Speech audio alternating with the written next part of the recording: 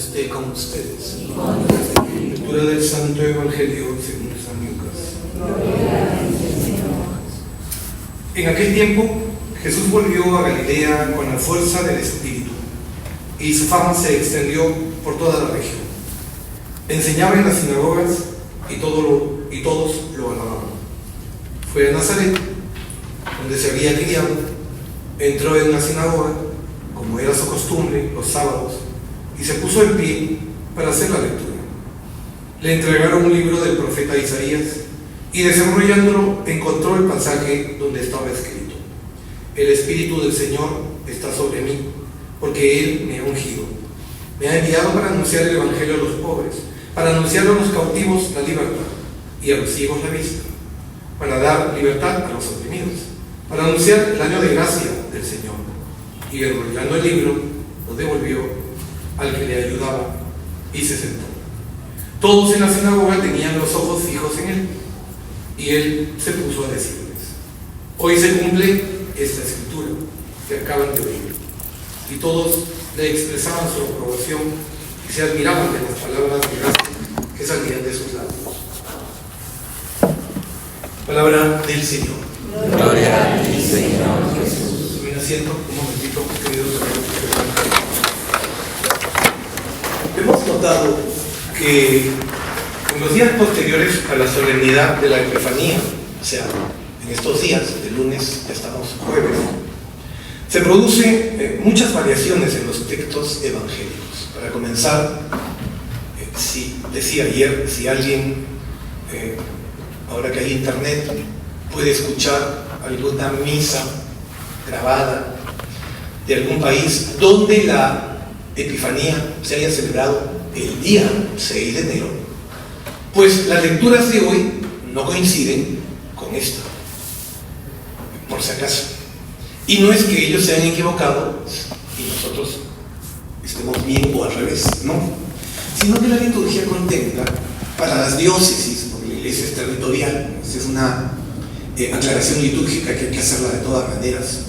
Para las diócesis donde la Epifanía la hemos celebrado el domingo, pues corre una liturgia distinta. La liturgia es por días de semana, de lunes a sábado.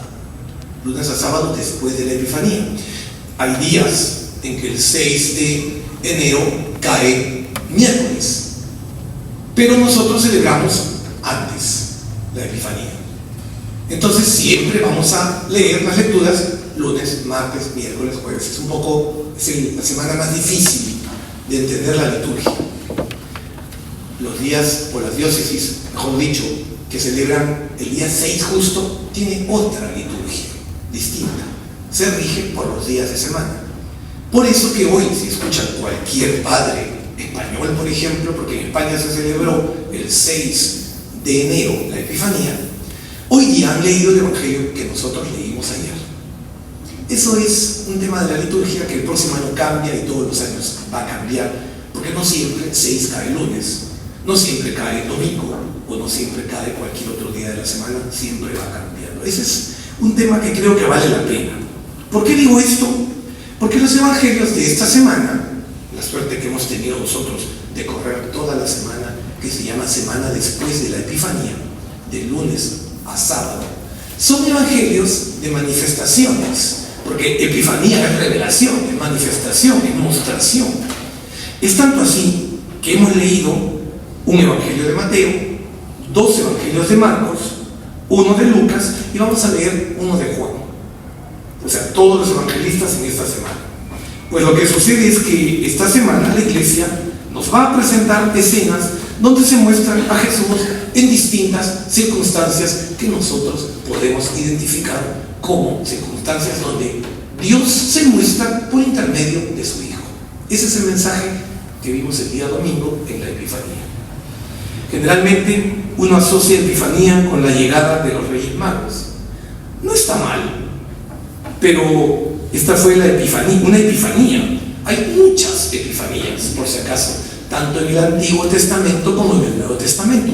Por eso que la palabra en griego Epifanía significa mostración, revelación. Bien, entonces en este contexto, Cristo manifiesta quién es Dios. Cuando se mostró a sus pastores, cuando enseña, cuando proclama el Evangelio, cuando da de comer al hambriento, cuando se muestra a sus discípulos en Caná de Galilea, y en todas estas que he mencionado son epifanías. En el Monte Tabor también hay una epifanía, una manifestación. La lectura de hoy, ya centrándonos un poco en la liturgia de hoy, nos muestra a Jesús que al llegar a su propio pueblo y entrar en la sinagoga de Nazaret, pues aplica a su vida las palabras que el profeta Isaías había dicho siglos atrás. ¿Qué podía significar esto para el pueblo? Porque claro, tiene un significado que nosotros tenemos que entender. Luego que entendamos, vamos a incorporarlo en nuestras vidas. Si es palabra de Dios, es muy fácil traer la palabra de Dios a cada una de nuestras vidas. Si leemos este pasaje en el libro de Isaías, nos podemos dar cuenta de la esperanza que tenía la gente en ese pueblo. ¿Esperanza en qué? En una justicia retributiva. ¿Qué significa esto? Que esto quiere decir que ellos, considerándose víctimas, sí, claro, víctimas inocentes de todos los pueblos que los habían maltratado, esperaban la venganza de Dios. Querían una revancha. Realmente, en el fondo había eso. Ellos querían una venganza. Tenían a los invasores por allí, habían sido maltratados por todos los pueblos, y ellos pensaban y creían en un Dios que iba a hacerles justicia, vengándose de los que les habían hecho daño.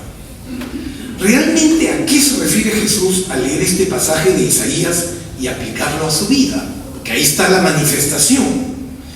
En el fondo, Cristo no trae la venganza, sino la restauración. Ahí está la clave del Evangelio de hoy.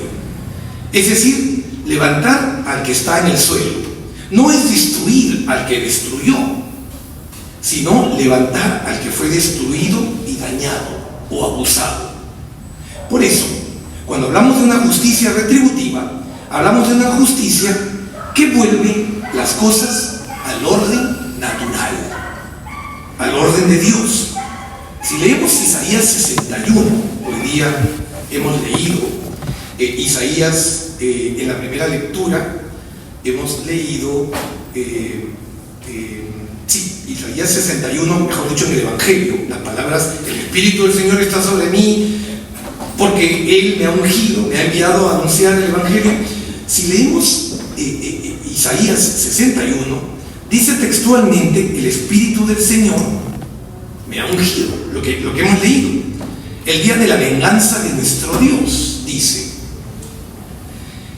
Lo último de la venganza, Jesús no lo pronuncia, si se dan cuenta, no porque sea falsa, sino porque esa venganza, es decir, el pago que había que hacer por el pecado, Cristo mismo lo pagará en la cruz con su vida. Hagan el ejercicio ahora de leer Isaías 61. Jesús, cuando repite el texto y habla el rollo, no habla de la venganza. ¿Qué es realmente lo que Lucas nos quiere decir hoy, este cuarto día de la manifestación? Lucas quiere resaltar el inicio de la homilía de Jesús. Hoy se cumple, Jesús lee una parte y después hace su homilía, hace su explicación. Hoy se cumple esta escritura que acaban de oír, dice Jesús. Aquí Jesús hizo ver a sus oyentes que Él era el Mesías esperado, el portador del Espíritu de Dios, que lo había ungido para anunciar la buena noticia a los pobres, para anunciar a los cautivos la libertad, para conseguir a los oprimidos también esa liberación. En estas palabras, Jesús condensa el programa que lleva a la práctica a lo largo de toda su vida pública. 3 verbos, ¿no? Anunciar, liberar y, 2 verbos, anunciar y liberar.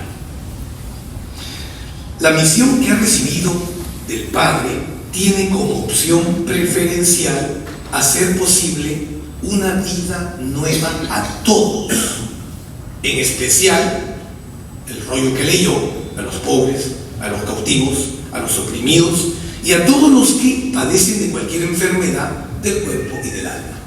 Por eso es que el día lunes hemos leído un evangelio donde Textualmente, era el Evangelio, me parece, de Mateo. Dice que fue a predicar en 2 países donde había unos problemas terribles, Zabulón y Neftalí, donde había oscuridad, robo, muerte, venganza, y él fue y eligió ese lugar. El día martes leíamos que él multiplica los panes, o sea, da de comer al que tiene hambre.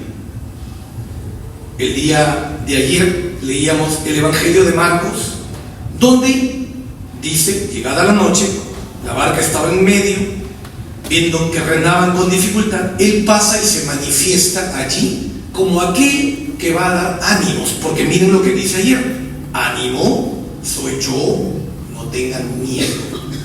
O sea, ya se está manifestando, y hoy día cierra ese círculo con este pasaje de Isaías.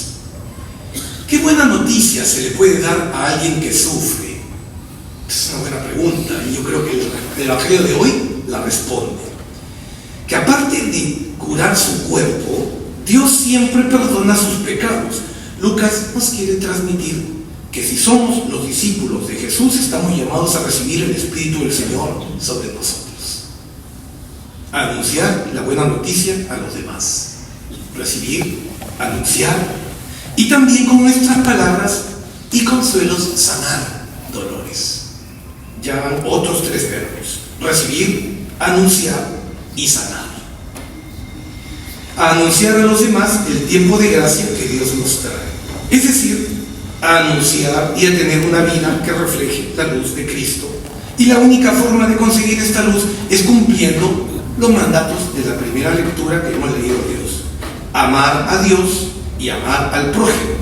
Estas son las 2 grandes partes de los 10 mandamientos. Si nos damos cuenta, en la primera lectura hay una parte que dice: en esto conocemos que amamos a los hijos de Dios, si amamos a Dios y cumplimos sus mandamientos.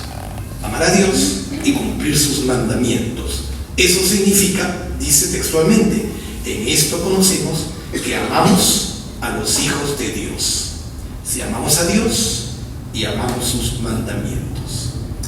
Vamos entonces a reconocer en estos días estos evangelios que son manifestación pura. Mañana leeremos el Evangelio de Lucas, otra manifestación, y el día sábado, que cerramos antes del domingo que es el bautizo, vamos a leer el Evangelio de Juan en el capítulo 3, que hay otra manifestación también allí. Que así sea.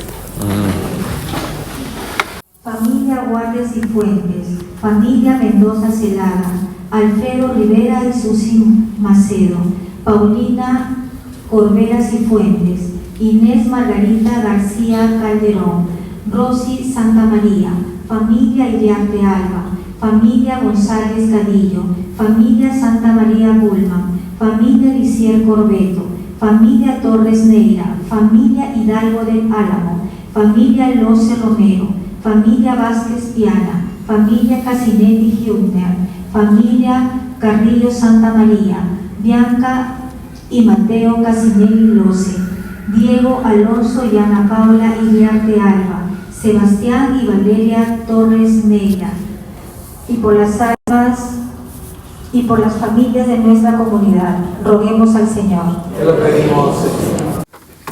Concédenos, Dios Todopoderoso, que por la eficacia de estos santos misterios se fortalezca constantemente nuestra vida. Por Jesucristo nuestro Señor. Amén. Creo que es importante, ya que estamos terminando esta semana, meditar sobre las cosas que nos da la Iglesia en los tiempos litúrgicos.